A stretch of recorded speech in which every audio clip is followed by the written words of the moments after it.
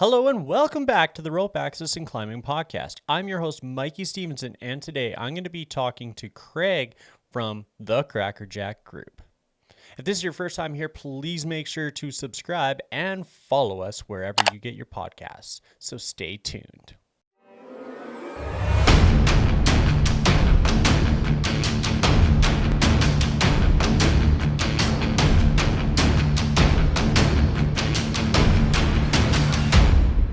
Step into your harness and get ready for a podcast about the vertical world. All right, well, let's dive into today's episode with Craig. Welcome, Craig. Can you kind of give us a little bit of an introduction of, who you are, where you come from, and what you do? Sure. You just did the easy part. You did Craig. So last name's McClure. I own the Crackerjack Group, which is a technical rescue and consulting service. We're based we're in Mancos, Colorado, which is Southwest Colorado, just outside Durango. It doesn't really matter where we are. As you know, in this world, most of your time is spent on an airplane going somewhere else. So we came here just for lifestyle and the opportunity to build out a training center, which we're working on, and to hopefully cut down on some of that travel and make this a better lifestyle. So yeah, I train rescuers and rescue teams, not necessarily on a set curriculum. We're not a training factory. We don't issue certification. We may fall under the ITRA scheme someday, somehow. We'll see how that plays out. But really, as we say, and it was actually given to me by a client last year, our goal is just to make the best better. It doesn't, my question when we go in and train someone isn't necessarily, what do you want to learn? But I like to ask the question, what do you want to be better? Like, how do you want your team to be better for the investment you've made in us and in time and money and resource? Where do you want your improvement to show up? So I love it. Nice. It's a great life. It's hard, as you know, it's hard work. It's a lot of time away. There's not a lot of certainty in this industry, but I get to do something I love and generally work with people I really enjoy. Nice. Well, welcome. It's a pleasure to have you here on the podcast today. And so today we will be chatting about dilemmas. Today we'll be chatting about the internal dilemma as an instructor, kind of the internal dilemma of the industry, operating under a lightweight system of mountain rescue and rescue systems, and the push of redundancy from the large industry, i.e. IRATA and SPRAT, on the small industry of mountain rescue. So let's dive into our first kind of conversation here. We're going to be talking about the internal dilemma. So you teach all different types of courses. You've been involved with large industry, small industry courses, and kind of seen your fair share of, rope systems. Now, as instructors, we struggle with this internal dilemma of teaching the course we want to teach opposed to the course we need to teach. This is just a common thing that we have as a new instructor. Obviously, you grow out of it, you get better at it and kind of understand your clientele a little bit better, understand the syllabus a little bit better. But, how do you deal with this yourself? I think it's the magic. I think it's the magic in being a good instructor is building some trust off the bat. And I think that starts kind of and to put it in a sales term, in like the qualification phase of dealing with a client. Is trying to figure out what they really need and making sure you deliver that. I don't think anyone will see themselves in this statement, but it might give you a chuckle. The team that calls and says, hey, we need a bunch of really advanced training, like in the back of your mind, you're like, all right, so we'll start day one with knots. A lot of times until you can do either a remote or kind of an in-person quick survey of skills, you don't really know what they need. And in this world, the skills ladder, right? You've got to have basics to even get to fundamentals, and you've got to have strong fundamentals before you can start to put those together into more complex solutions and more complex problems. So I think the real magic is being able to kind of quickly adjust their expectations. And what I found is if you're one honest about it and say, look, I know you brought me here to teach you, in-flight missile repair technology. But right now we got to learn to fly first.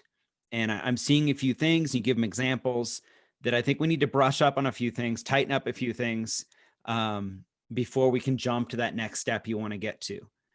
And if you can approach that well, you can pretty easily adjust the expectation. If you show up and you just try to hammer a set curriculum because that's easy and it's what you have documented, and you just go step A, step B, step C, you're going to lose people and you're going to miss the mark. They're not going to get what they really need. And I feel like that's our job is to make people better at what they're doing, and you have to meet them where they are. So it's less of a dilemma now for me and more almost a kind of a point of pride. Can I make that happen every time? Yeah.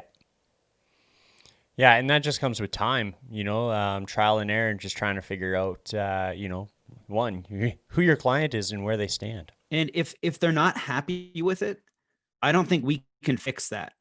If their ego is so tied up and in needing to do something greater than they're ready for, you're not the right trainer for them.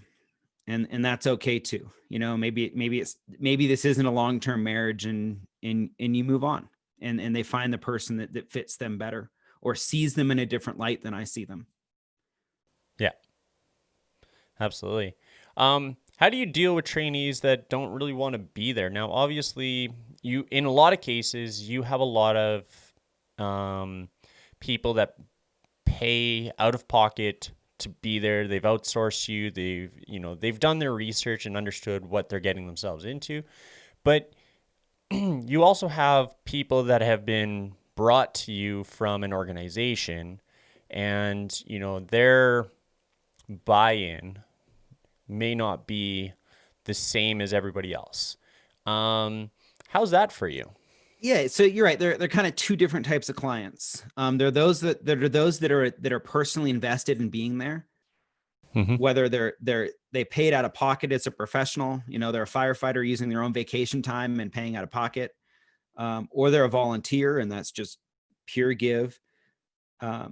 They're easier to deal with, right? They have the motivation, but you can see it when you get to a room, especially like a paid department. You always have the guy in the back who's like leaning back, arms crossed, and he's got this look on his face. It's like, I dare you, teach me something, dude. Try it. And a lot of times those guys they're the elder in the department, or they're the in-house expert. And I key on that person. Like if I find a way to engage them and get them excited and get them learning, everyone's going to follow along. But long ago, I had an instructor in another discipline I really liked, and he used to call them the "yeah, but what if" guy. Yeah, but what if guy is the guy in the back who always is, you're like, okay, so, what is it? Force is mass times acceleration. And he'll be like, well, yeah, but what if you're on the moon? And you're like, okay, so I have that guy, right? The game of what if. Yeah, he wants to play the game of what if to see if he can find your cracks. Yeah. So I find that guy a challenge. I find that person makes me better because I'm always nervous before a class. I'm always nervous. Am I going to have that guy who I know I don't know everything, but is there that person that can kind of wedge into those cracks and break down my credibility and kind of ruin my course? So he's kind of my motivation to keep learning and learning new ways to teach people so I can figure out how to get through to those people. But in the end, if they don't want to be there, you move on, right? And sometimes you got to tell them, you got to tell their supervisor, hey, that dude over there just doesn't want to engage. Do you want me to engage them? Is it my job here to try to draw them out? Is there something special here? Or do you want me to move on and let them kind of let them lead that? Yeah. Yeah. When I was in the, private sector of teaching, it was pretty easy for me to deal with that because it was just like, you just tell the supervisor, and at the end of the day, you have last say, and you kind of already knew a little bit into the course how it was going to play out. Um, but on the private sector, it's a lot more challenging because you do have people paying out of pocket to be there.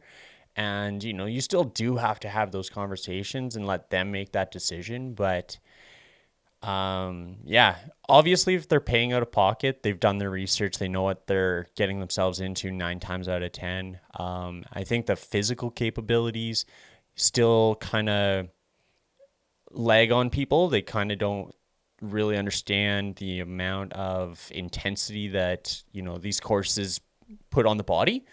Um, but, outside of that, like, if someone's paying to be there, they've done the research, um, that expectation, that want, need to learn is definitely a lot higher than in the private sector for sure. And we owe it to them.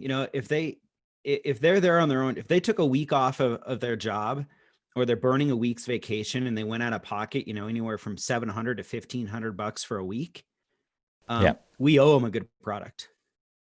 absolutely. Right? 100%. It's you can't you can't go through the motions for that. You owe it. No, and for me, it's just like I tell them right from the get go. Your success is my success. So like, if you are not successful, I take that personally, and I need to do better. It's a an unacceptable kind of time if someone's not successful. However, in the rope access industry specifically, like, there's brain farts, things happen, little slip ups, and that third party evaluator or assessor is there to ensure that you can be safe. You can't necessarily blame yourself all the time for someone not being successful, but you have to give them the tools and the best opportunity possible to be successful and be safe. And likely, if you're doing it well, you've prepared them for that possibility of failure, right? Yeah. The most skilled person can screw up an assessment on any given day, right? There are no Yep. guarantees in it, and Absolutely. they've got to understand, and I'll bet you have some stories of your own. You can tell me like, hey, so there I was, right? I'm pretty good at what I do, and here's the mistake I made. Oh, 100%. I was doing a demo in a class once, and doing a rescue, all level 3s. So like, people are going like at the top of their game, going for their level 3 assessment. And here I'm doing a demo, and I put the casualty on 1 point. Man, did I not I wasn't able to live that down for the entire week, and just everyone just burst out laughing at me. I'm like, hey, see, I'm human too. I can make mistakes too. Obviously you're teaching, you're talking, you've got a lot of things going on, but yeah, it's happened. It's why I don't have screw locks on my harness anymore. Well, come on, screw locks are the best way to learn. I had a great assessment going, and I missed towards the end. I was getting tired, end of the day, and I just didn't lock 2 gates. Right. Yeah. So Yeah. I want to go backwards a little bit. Because we talked before, and then we shot some notes back and forth. I don't want to kill your process for the world, but this is no. Okay. Absolutely. We talked about dilemma last time you sent the notes, and Yeah. to me, there's kind of a different dilemma. The first one I think we've solved, right? Absolutely. If they don't want to be there, we do our best to engage them. We figure out what their hot buttons are. Sometimes you got to let them shine a little bit to get them to engage. Yeah. Sometimes it's just confidence and ego, whatever it is. We can solve that. But the more challenging Absolutely. one for me is not getting caught in this do as I say, not as I do moment. And to be straight out with it, there are things that I feel obligated because of the industry to teach. And we'll throw it out there, like this move towards absolute redundancy. Yeah. It's a lot easier just to go with that and say, do it. because no one ever got fired for having too much redundancy. Right. Correct. They used to say in the public safety world, no one ever got fired for buying Motorola. Like, there are certain decisions you can make that are just unquestionably understood by the industry that they're just the right decision, or they're not the wrong decision. And this like ultimate redundancy is one of them. Yep. But as a practitioner, and even as an educator, I don't necessarily agree with it. And I will personally agree as well with that statement. I mean, we were doing a lightweight class, and we had just said, look, we're gonna bring out some really scary lightweight gear, but what we're gonna do is we brought ASAPs and 11 mils, and we're just gonna drop second lines and put you on the ASAP. So while you're learning it, you're safe, right? I totally agree with that in an educational environment, right? Let's take away learning error and not let it be catastrophic. But a student said, like, what would you do in the real world? It's like, well, if I knew the equipment and I'm comfortable with the gear and I can mitigate the issues, like, would I go single rope all the time? Right? Can I control my fall line? Can I protect my edges? Do I know how to use my device? Can I mitigate all the things? What's the condition that would cause what's a problem? the condition of the equipment? Pardon? What's the condition of the equipment is something that has to go through your head as well. Like, when was it last inspected? Yeah. Can you verify its integrity? Yeah. And if I can control those things and I'm knowledgeable about those things, would I do it? For some situations, yeah, I would. But it's hard as an educator to leave that gray area on the table and say, you can sometimes, maybe. And it takes the rare group of students where you can let them navigate that gray area. So I think we fall towards these bigger absolutes of, well, no, just don't ever do it because it's not safe. And that's the one I struggle with, because I think faulting to that absolute isn't genuine, and I guess isn't real. I guess I can be redundant in my wording. But I haven't yet figured the way through that. And I think that's what gives me the heartburn. Yep. I as a mountaineer, prior to getting into rope access, I understand this dilemma personally as well. And going to be, pursuing to be the mountain guide, you're doing mountain rescue, you're working on, 8, 9 millimeter dynamic ropes, using standard prusiks and pulleys and stuff like this. And you have all lightweight equipment. But then jumping into the rope access industry, where it's large industry, and it's redundant this, redundant that, it's 2 of these, 2 of those. All the equipment is just extremely heavy and bulky and absurd in some cases. Yeah, I also but being able to, switch that take that light switch and turn it on or turn it off, that's something that I personally had to learn, because I was just like, oh, well, I can do this because I know my capabilities. But then, in the rope access industry, it's really frowned upon because you are that much more comfortable with being, maybe a little bit less redundant. And that goes into that dilemma of acceptable or unacceptable of like what industry you're operating under. And, we'll dive into the meat and potatoes of that a little bit more later on. But, I can relate, obviously not in the same industry as you, but as a mountaineer and as a rope access technician, it can shine some light on that as well. I think there are 2 other things at play as well. Comparing rope access and rescue is tough, right? Because rope access is pre-planned, right? Yep. You can take all the time you want to do a recce, to write plans. You can go as slow as you need to go generally. Rescue, when you show up, you're already behind the curve and you're trying to catch up to an unstable situation. And I think the other part of that dilemma that maybe I'm just chicken, but I think we need to be honest about, is a student's decision isn't worth my house, or isn't worth my business, or isn't worth my kid's future, right? So Yep.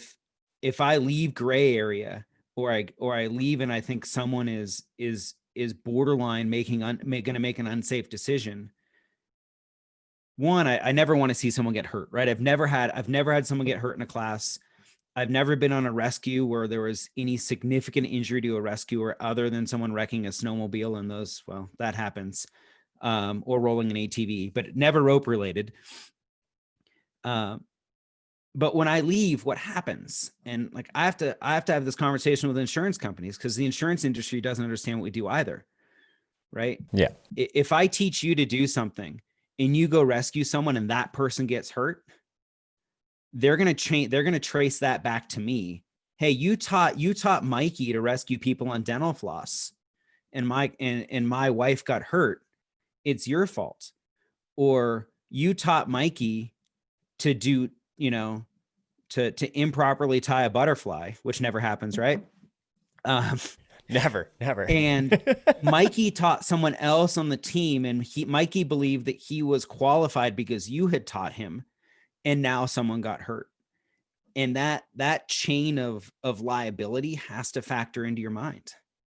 And maybe maybe with me it does too much. And maybe it's that I come from a family of lawyers. I don't know. I think you also you come from a different country where that's a little bit more pronounced than here in Canada. Oh yeah, we sue people because we fall down on the sidewalk here. Yeah. Exactly. Yep. Yeah. Growing up as a kid, you can't skateboard on this parking lot because, if you fall and get hurt, you're going to sue the company. It's just like, I'm a kid playing around on a skateboard. Yeah. Like, why am I suing a company? Yeah, we are the reason that every McDonald's cup in the world has a caution coffee is hot label on it, right? Yeah, exactly. Yeah. All right. Well, is there anything else you need to or is there anything else you want to chat about are we kind of? No, I wish we could have more honest discussions about this part as instructors, Mm-hmm. and with students.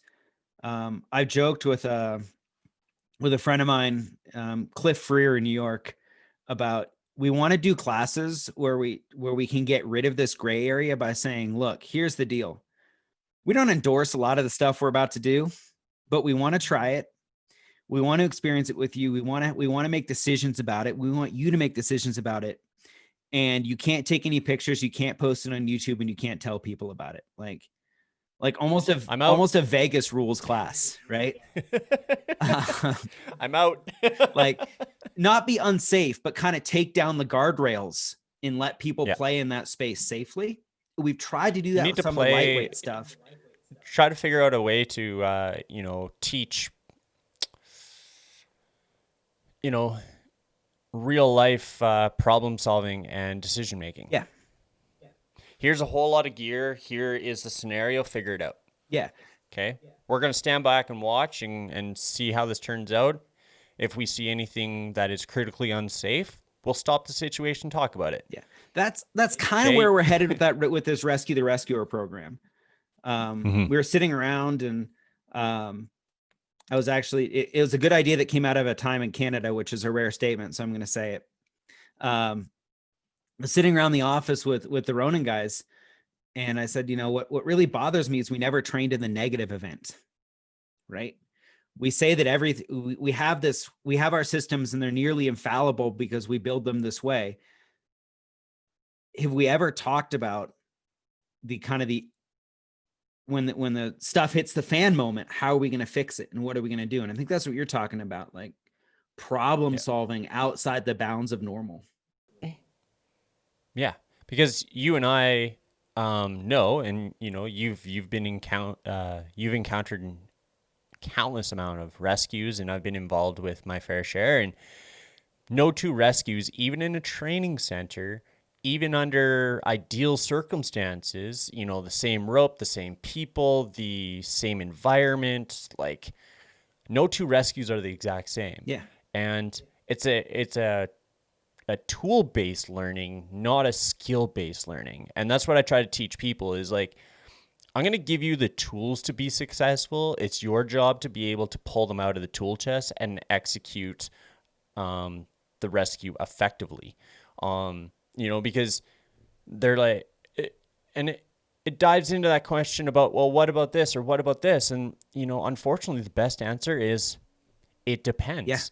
And that answer just drives people, pulls their fingernails up, because they're just like, but I'm like, there's no buts. It depends. Like, I'm going to walk into one building and rig a job up one way. I'm going to walk in the same building from a different door and rig the job completely different. I'm going to do something. I'm going to walk into a mountain, creek one way or rappel in from another way, and my perspective is completely different. So the answer, and the only answer that matters, it depends. Yes.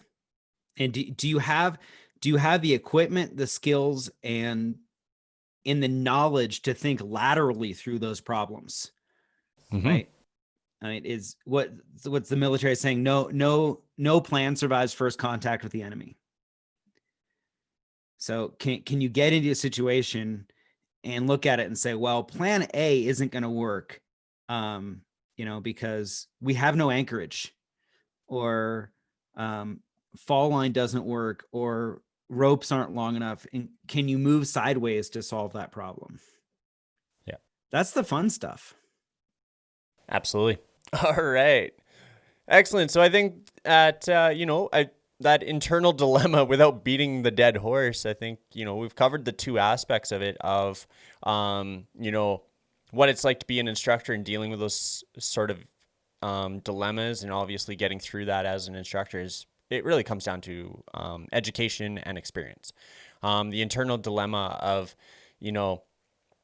pressure put on from other industries, and do as I say, not as I do. Those are, at the end of the day, comes down to it depends. It sucks, Yeah. but it is what it is. And, it comes down to experience as well. There's no set answer. Like I said, it depends really answers a lot of it, but without that understanding and knowledge and breakdown of systems and, your clients and the environment, there's no set answer. I believe. Yeah, I think it depends is important, and maybe I need to be more comfortable saying it to students. Yeah. Once we pick absolute marks and absolute decision points,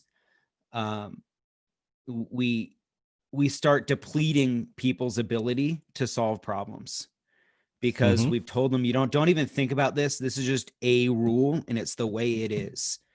And unless you Yeah. can explain why it is the way it is, they're not going to be able to think through it or think past it. Yeah. I think also, to clarify for the people out there and your clients, maybe just because people are having a hard time these days understanding the difference between absolute and gray area. Absolute is a rule. You must adhere to XYZ. A gray area is it depends. Yeah, I was on a team that solved that gray area in policy by saying we will do X, and it was actually we will use 2 rope systems, and then we added in the phrase unless it's deemed less safe to do so.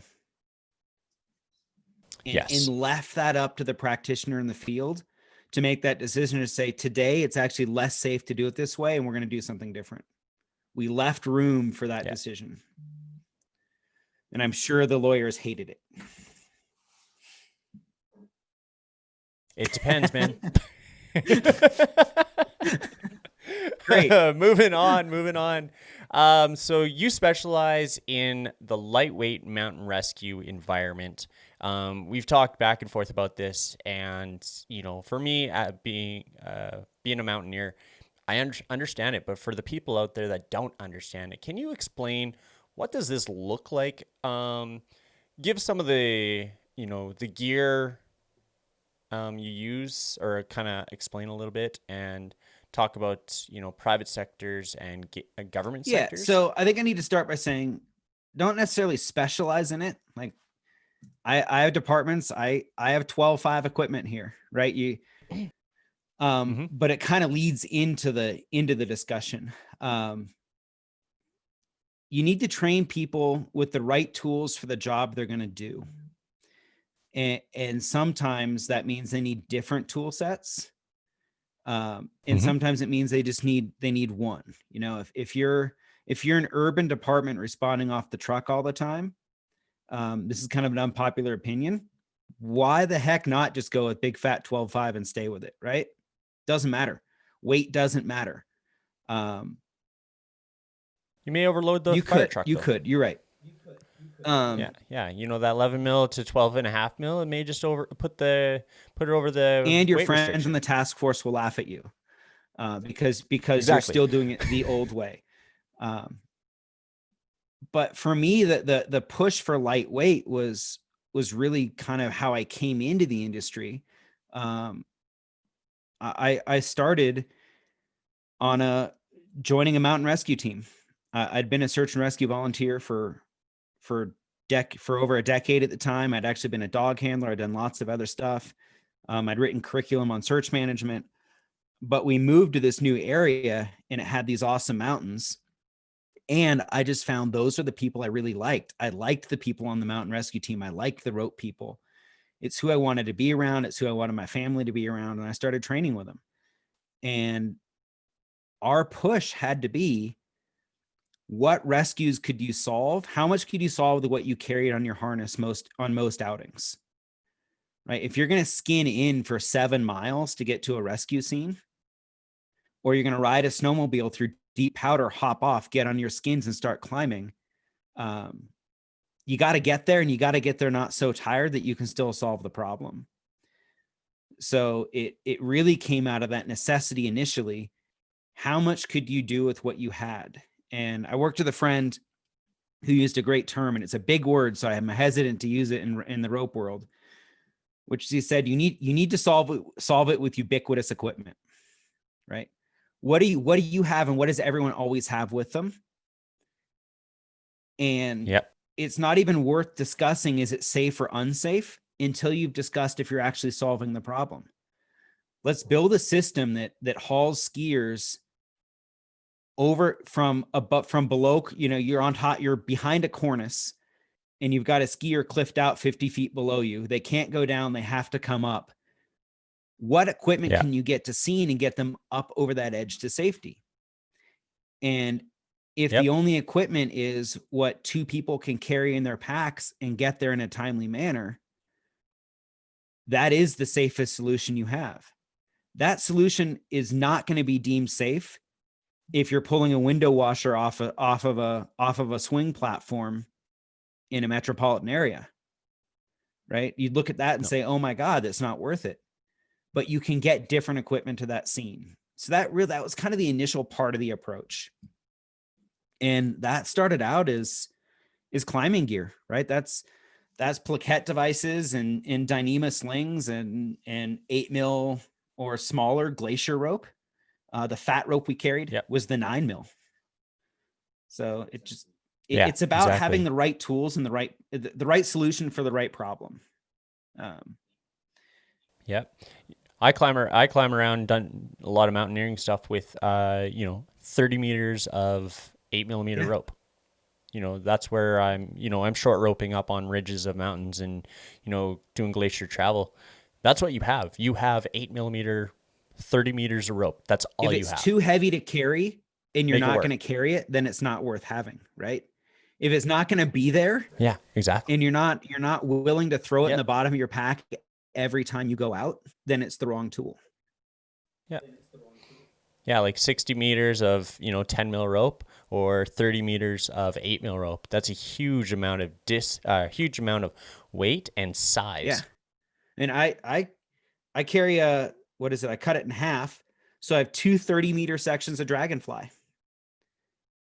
And in the parking lot, I Yep. throw the other half to my partner and say, you carry this half, right? But it has to be small enough that you're willing to take it with you. So that's kind of the continuum, right? Here's the big and heavy that is big and heavy for a reason and works for a reason. And Yep. then there's so light, it's almost frightening. and now experiment with enough different options to find the right middle ground for the solution for the situation you're going to be in. I think for a lot of places that's in the 11 mil realm. You're still dropping a lot of weight when you go down to 11, and there are a lot of great devices that function there, right? The best devices in the market right now for rescue are really sweet spotted at 11. But that's not always right. A 300-foot 11 is a pack in its own. So then we need to talk about dropping down to smaller rope with lighter equipment.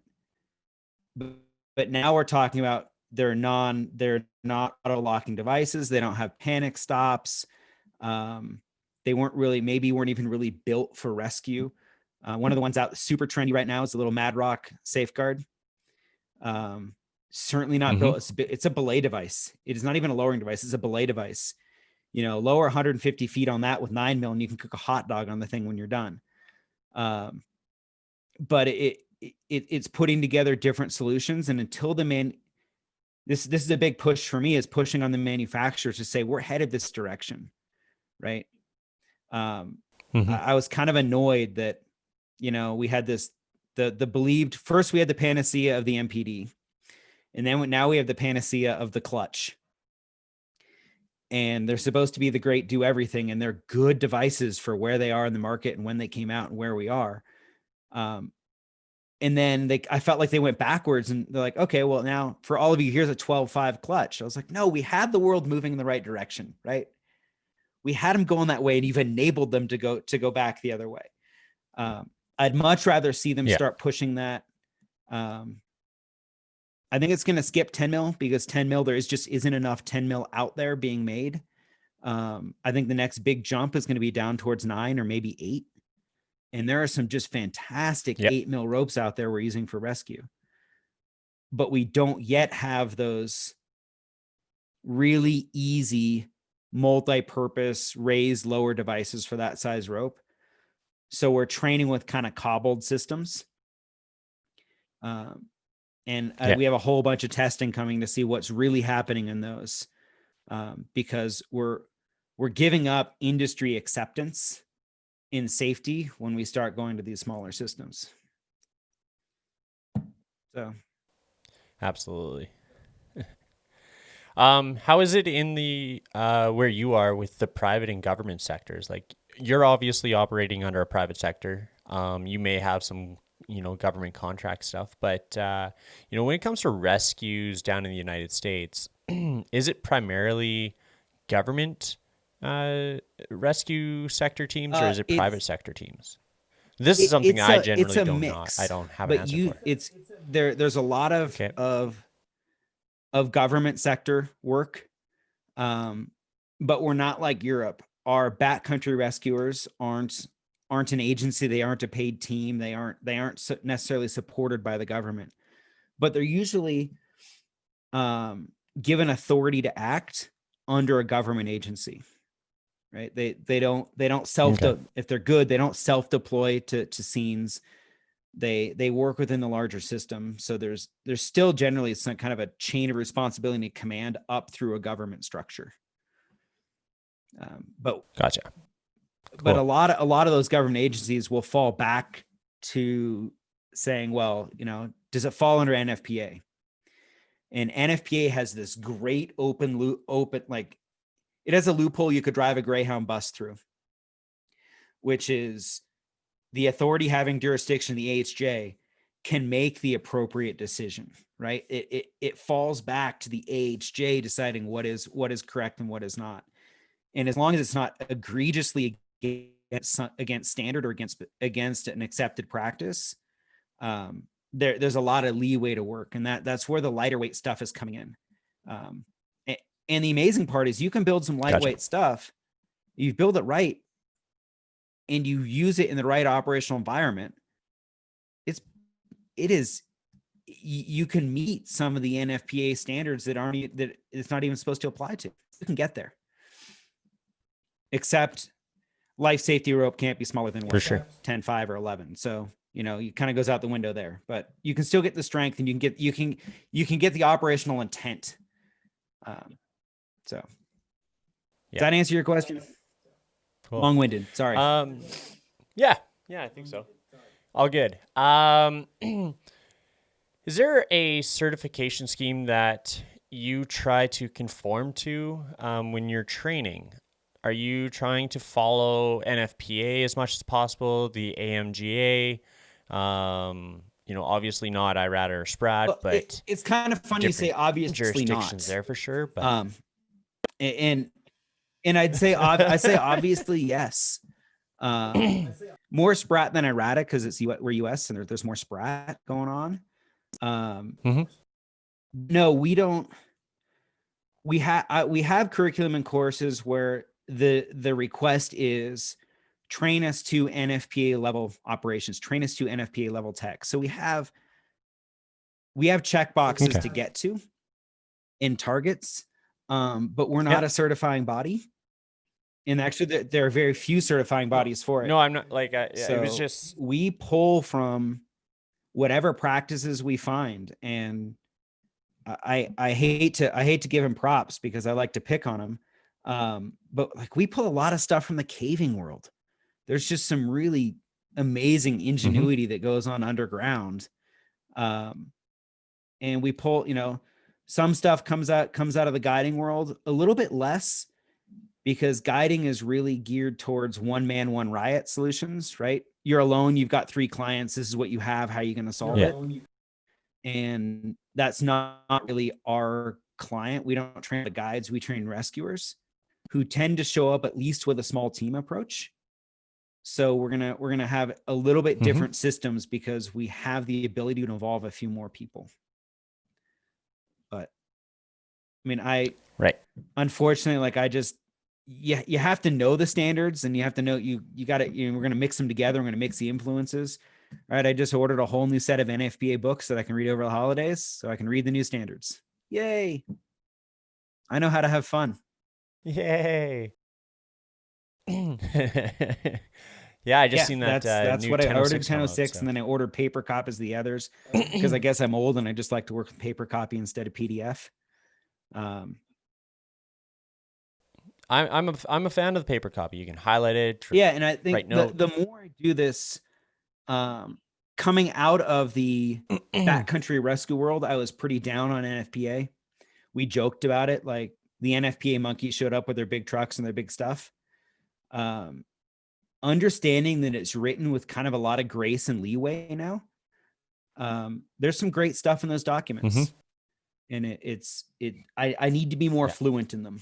That's the goal. Cool. All right. So the next highlighted topic we wanted to chat about here is the push from the large industry into your case, the small industry. First off, I would like to say there are 2 totally different industries here. Obviously, understanding each industry independently, you must follow the directives for those guidelines or for those industries.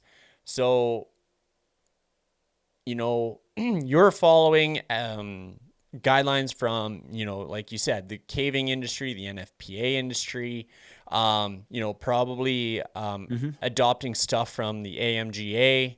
And then obviously, you kind of touched on it, but, adopting some things from the SPRAD industry. Those are all different industries, but collectively for what you do, they come together and work, seamlessly on a way that you found works for you.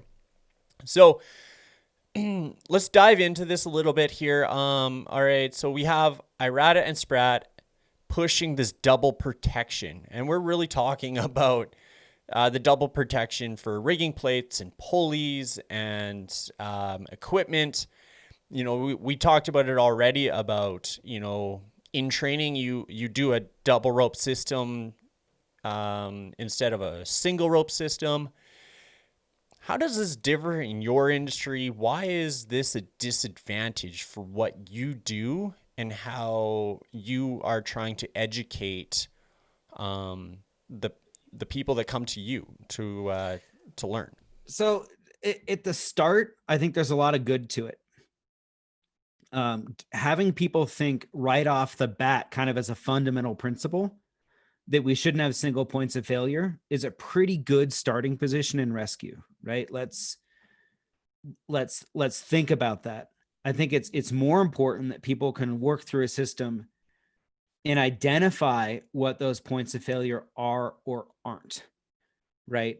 I was in a course and I was participating, and I had to just clear a locked ASAP, right?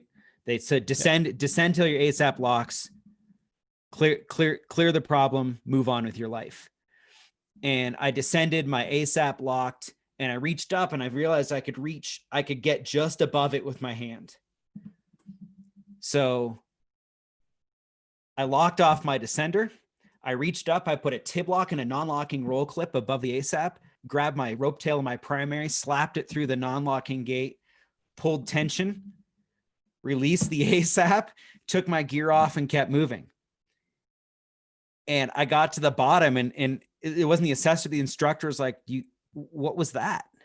Like, can you greatest skill of all time do that? And the funny thing is, it wasn't about kind of like the lateral thought of I'm just going to grab tension. It was that the gate wasn't locking on the roll clip. That was the issue, because it's a non-locking gate and it had no backup. The problem to that thought process is the next step wasn't what's the consequence.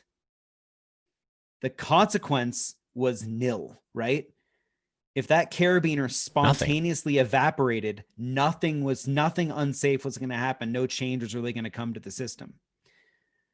So I like the thought of, let's really think about making sure we don't have single points of failure, but we need to have the next discussion, which is, what is the consequence of those failures? And make decisions based on consequence. You're a mountain guy, right? So you've been through your avalanche training. Yep. I draw this parallel. Yeah. This is the parallel I draw all the time. In the avalanche world, we think we base our decisions really on two things. What's the likelihood of something happening, and what's the consequence if it does? And I'd love to have that thought process come more into the rope rescue world, rather than just let's make everything double redundant. The game of probability of consequences is extremely valuable in everything that we do in life. Yes. Try teaching that to a 4-year-old. Thanks. Good luck. Have fun with that one. And I'm giving him a baseball bat for Christmas. If you jump off your bed and smack your head, what's the consequence? So I think there's good push. I think rope access is putting a really good push into the rescue world to bring in newer practices, but we can't just accept them as new dogma, right? The old dogma has problems. Let's not just absorb newer dogma because it's new. Let's think about it logically and decide, are these good things to bring in? Are they necessary? And be more thoughtful about it.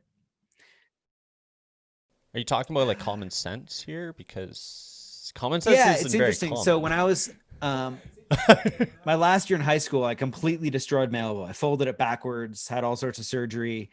I was in a sling for months, 2 years of rehab. And my first doctor's appointment after my surgery, my surgeon hands me 2 pennies. And I'm like, what are you doing? He said, "These are common sense. I know you have none. Please carry this with you." Right? That's brilliant. So I don't think relying on common sense is necessarily a good plan. But I use the term data, not dogma, all the time. Let's think about real numbers and real probabilities, not just throw dogma at it. And I think that's where you end up with this position. If you don't do that, that's where you end up with the position of double your rigging plates. Right. Because one is none, two is one mentality. So you must have two because it's safer. No, it's not. Look at it analytically, look at it logically, and understand that it's actually a bad redundancy decision. This is where it comes in kind of the mountain rescue world. So I'll actually start to answer your question for you.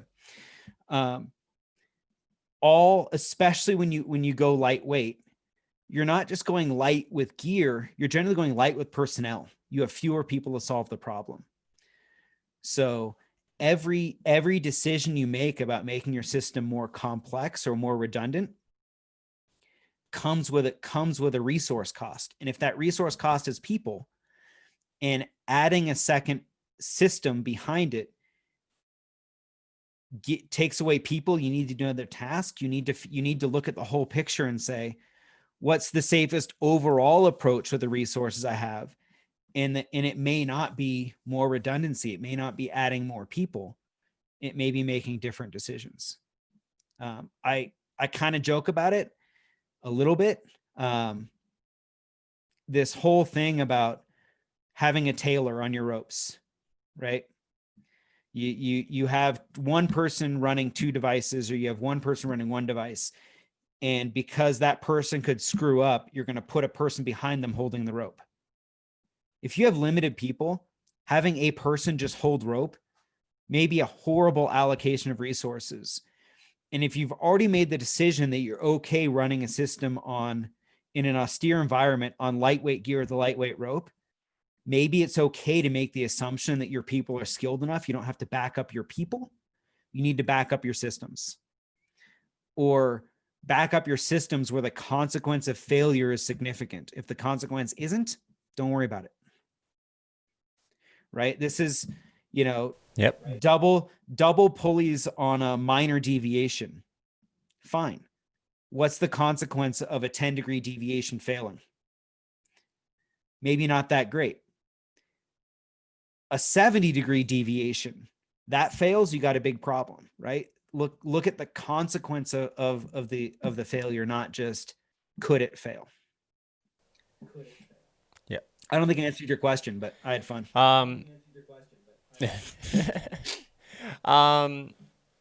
Yeah, I think it really kind of talked about the disadvantage there. Like for you, it's a resource problem in a lot of cases, either equipment resources or personnel resources. It's a massive disadvantage for you. And I think something we need to recognize, especially when we're talking about mountain stuff and deep wilderness stuff.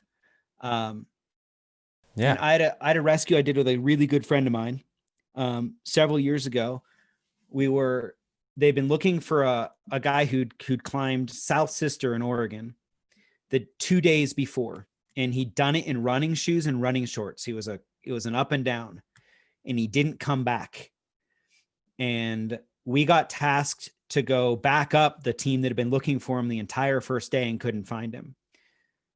So we're light packs. We get flown in, thank God. And it's two of us with super light, only the gear we have, normally in our personal kits. And we find the guy about 200 feet down a snow and scree slope off the wrong side of the mountain.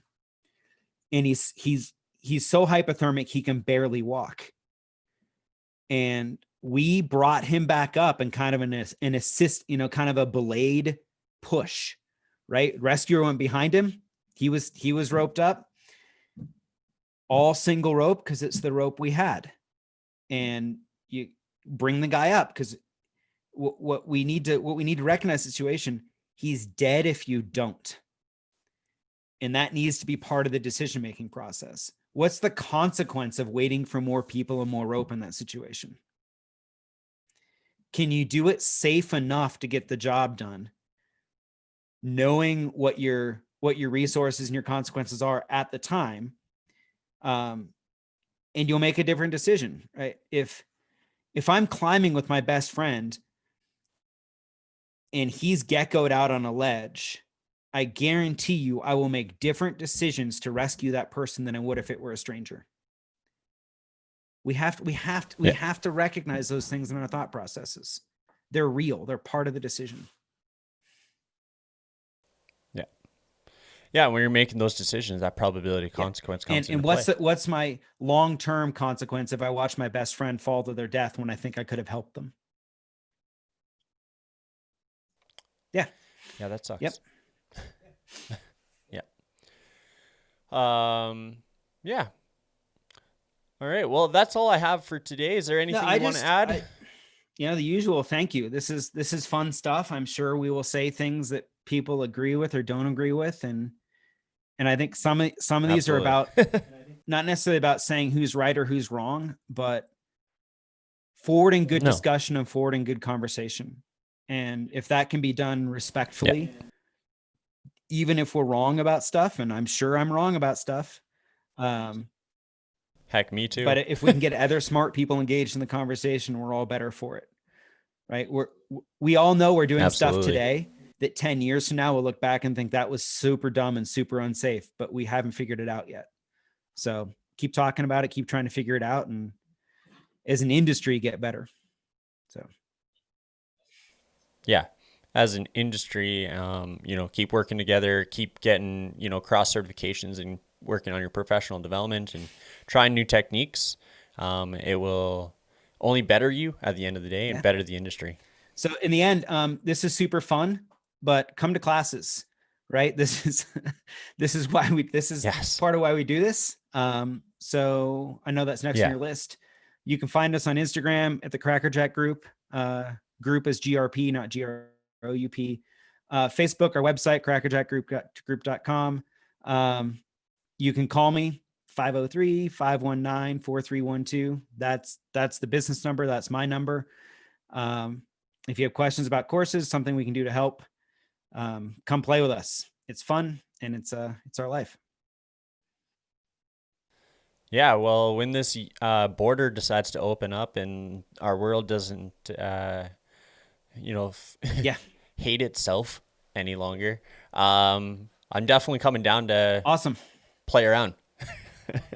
That would be amazing to come down there. I've never been to Colorado, so that would be a fun experience in itself. And yeah, I'd really like to play around with your systems and what you do and learn from you. So yeah, thank you very much. Thank you very much for, taking the time to indulge me in this conversation. And I hope that the followers and listeners definitely and have fun editing out all our gibberish. It's been a pleasure. Yeah. The best part. All right. Well, thank you very much again. Cheers. All right. Well, thank you very much for tuning into today's episode. That was a super fun episode to record. And he's definitely that guy that once you get on the line, I hope you have some time because the conversation just keeps going and going and going. Nonetheless, great conversation, had some great laughs. So if you like this episode, please make sure to like this episode on YouTube or wherever you get your podcast. If you have the ability, comment down below. Let me know what you thought about it. Subscribe to the channel if you haven't, and follow us wherever you get your podcasts. Until next time.